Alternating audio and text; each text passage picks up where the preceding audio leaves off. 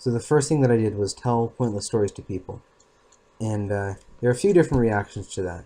The main reaction was basically that people just didn't really care, and they pretty much wanted to stop talking to me.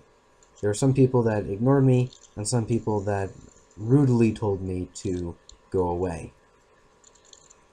The only other people that did actually interact back with Jacob were the kids and the middle schoolers, and they actually pointed out the absurdity of his stories and just why, and would ask him and interrogate him and ask him why he even started talking about it. Let's take a look! Guys, this morning I started to go to school, but then it was like really late. It was like 10 o'clock, and I was like starting to go to school, and so I got outside and like went to go to my bus, but like obviously the bus had already come because like it was already school ready. So like I waited for the bus for a really long time, but the bus never came. So I had to walk to school, and by the time I got there, like the day was already completely over. So then I had to walk all the way home. But who are you? Yes, you're One of the interesting things that we did was ask people to play egg roulette with us. And the first couple people I asked were adults, and they pretty much said no. They didn't even ask what egg roulette was. They just said no and walked away.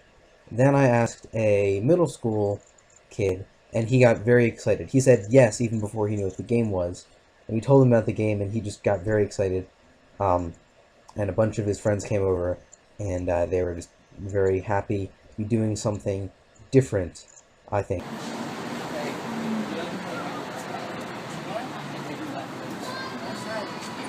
So yeah. Revolutionary new games. I've got a box of a dozen eggs. All right, and 8 of them are hard boiled. 4 of them are not hard boiled. Okay, we take turns. I'm gonna take an egg and smash it on my head. You want to do it? Oh my god, you're. It's egg roulette. Oh. Yes, we mixed it up. Alright. This is so awesome. Yeah, you can't help. Oh. Oh. This is. Hey, once you take the egg, you can't put it back.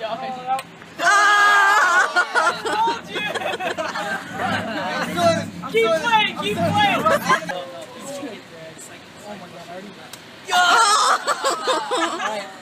Nice try, Andrew. So after we played egg roulette, there was a pretty good-sized mess on the ground to clean up. And we started cleaning it up ourselves, and then decided that we would ask some random strangers to clean it up for us.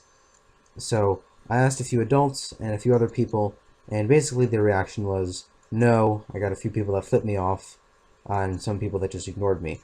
And then I asked a group of teenage middle school girls to clean up the mess, and their first reaction was no, because that's a reaction that makes sense, because nobody really wants to clean up a random mess on the ground.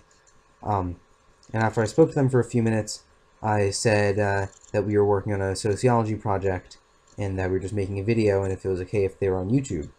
And when they heard that they could be on YouTube, they all got very excited, and one of them even volunteered to clean up the mess. And once that one girl started to volunteer and clean up, the others followed her immediately. Hey guys, would you mind cleaning these eggs up? No. No, you wouldn't mind? Honestly, it was not. Please. I didn't know I didn't. These are stuff. What are you guys doing? Yeah. We're making fun of children. You want to be made fun of? Yes. I want to be made fun of. Are we gonna get it? You all need to take one of these napkins and clean up all the eggs. There's no making fun of you. It's an awful idea. I'll do it. You'll do it? Okay, here you go. Here's a napkin. Clean up some eggs. What loser, Connor? You're a loser. I want him. Alright, guys. Heather, clean. Blood of Satan.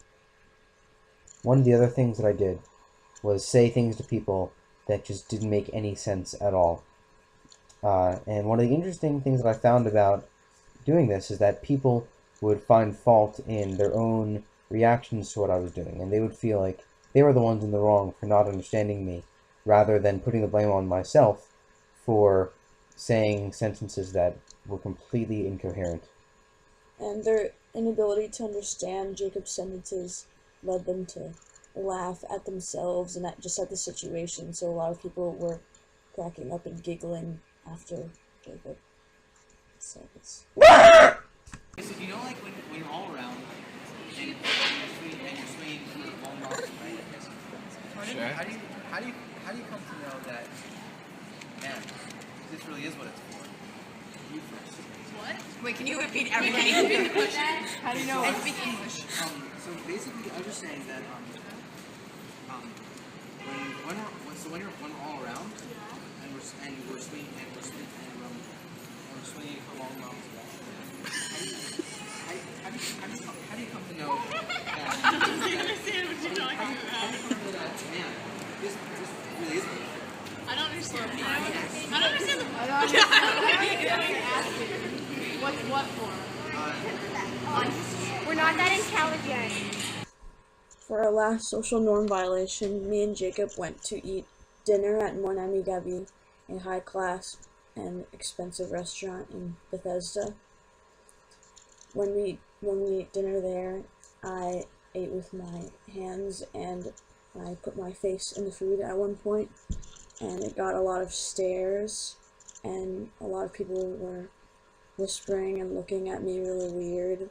Some of them were kind of bemused but disgusted at the same time, and one lady pointed at me as well.